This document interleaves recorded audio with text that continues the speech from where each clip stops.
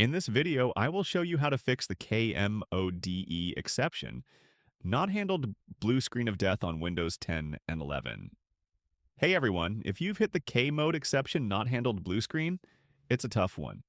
This error usually points to a faulty driver or hardware glitch messing with your kernel.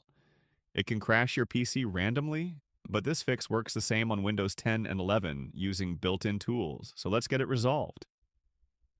First, press Windows key and R to open Run. This gets you to Tools quickly. Type CMD, hold Control and Shift, then hit Enter to run command prompt as admin. This gives you access to repair system issues. Click Yes if prompted. Now type chkdskc:/f/r and press Enter. This schedules a disk check to fix bad sectors or file errors on your C drive that might cause the blue screen. Restart when prompted to let it run, taking about 10 to 20 minutes. Next, after reboot, open command prompt again the same way. Type SFC/scan now and press Enter.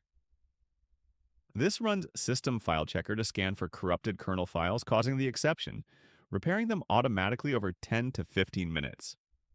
After that, restart your PC. If the blue screen continues, check your hardware, press Windows key, type Memory Diagnostic, and hit Enter.